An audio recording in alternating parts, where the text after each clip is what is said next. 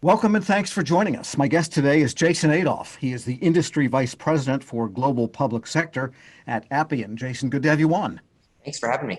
Nice to be All right. here. Let's talk about, we're not really in a post-COVID world yet, but hopefully we will be soon. But whatever happens, this is going to have long-term effects and permanent effects on the way the government goes about a lot of things, including digital transformation. So give us your view of the environment, how it's changing, and how that's all affecting the Sure. thinking toward digital government. Sure.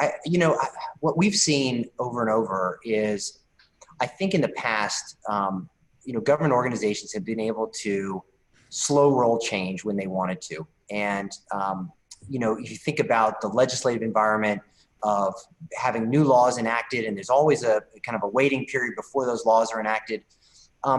Most of our customers had been accustomed to having significant runway to make change. And I think what we're seeing today, not only with COVID, but just frankly, the political environment here in Washington, is that we're throwing out all of those norms. And so you've got both environmental factors and you've got political factors that are causing agencies to have to make changes at a pace that's just unheard of. In my past history, I worked for an integrator, and we were working on the Affordable Care Act, and I thought that was a rapid pace program back in 2013 and 14. And today it's just crazy, to be honest with you. And so what I think we're seeing is there's this realization at all levels of government, and particularly in the federal government, that through directives, not necessarily laws, but now you have executive actions, you have policy changes. Agencies are being directed to do things on a dime, and not 6 months from now or a year from now. They're being asked to do something in 2 weeks or in a week or tomorrow.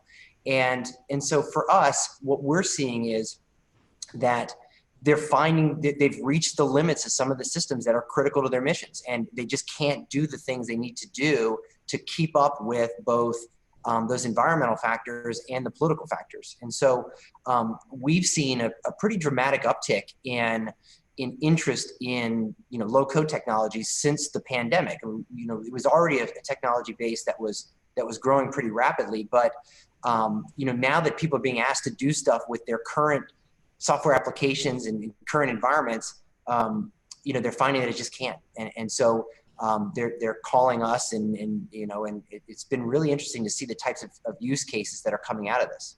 Yes, I heard one former Treasury official comment the other day on the fact that it took 3 weeks to a couple of months to push the CARES Act money out. And he said, why is the government taking 3 weeks to months to get money out when we have all of these commercial grade fast delivery networks that can transfer funds of billions in a split second around the world? The government still seems to still be in the coach and buggy age with respect to that particular function of getting money out fast. Yeah, I mean, and what we've seen is, that's a pretty good use, and it's a pretty good example. I mean, what's happening is, and I think a lot of times the public doesn't see this, is they see that somebody makes an announcement that, we're going to provide relief funds, and they think that the spigot they just go outside and turn the faucet on and money starts to flow.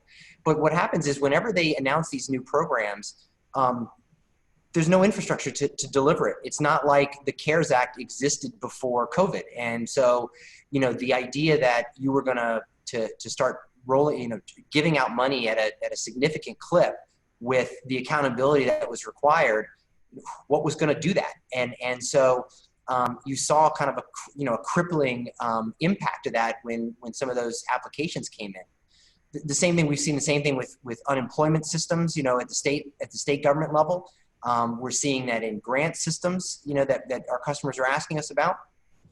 The other interesting one that we're seeing is frankly acquisition systems, where the government now has to go and buy stuff faster than they've ever bought it before. So, we saw a lot of disruption in March and April, where we had agencies that had to push procurements simply to go out and buy, Microsoft Teams or Zoom or something like that, because they had no infrastructure.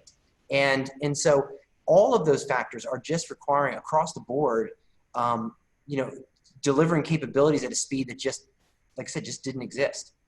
So it's really the challenge then is much more than a function of speeding up or scaling up the old infrastructure and applications you have, but maybe they need to replace and applications so that there is a much more modern infrastructure for the next wave, because we've seen these types of programs now probably 3 times in the past 20 years.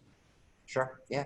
I mean, what I think you're going to see more of going into next year, and as you start to see some of these bigger procurements, is um, you're going to buy a system that performs a base function, and that might be grants or lending or something like that. And let's take grants for example. What you don't want to do is buy a custom coded grant system that when the government has the next whatever it is that causes this kind of disruption, you need to add a new category of grant to give out money, and you have to go back and recode 10,000 or 100 million lines of code.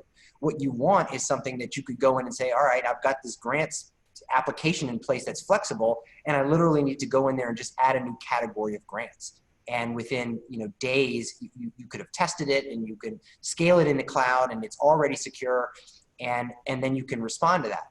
And that just didn't exist in a lot of these applications. Same goes for a lot of the COTS applications that exist. These ERP systems are not designed to be customized that quickly.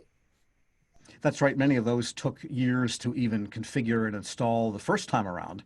And I think maybe the other example might be the IRS, which has to recode every year, but they've gotten really, really good at doing something that's really, really old-fashioned, and Sure. probably they shouldn't need to do. Would that be a good way to put it? Yeah, and we see that again.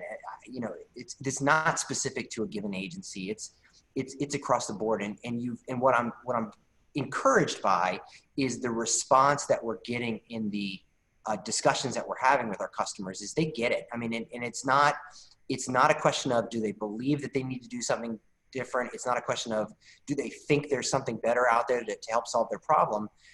It's just it's hard to buy stuff in the government. I mean, it's if it was easy for them to buy procure software systems, make my job a whole lot easier. But so like I said, it's a lot of encouraging signs going into this kind of post-COVID era that we're seeing clearly across the board. All right, on that note, we'll take a short break. My guest today is Jason Adolph. He is the Industry Vice President for Global Public Sector at Appian. And I'm your moderator, Tom Temin. This discussion is Federal Digital Transformation in a Post-COVID World, sponsored by Appian here on Federal News Network.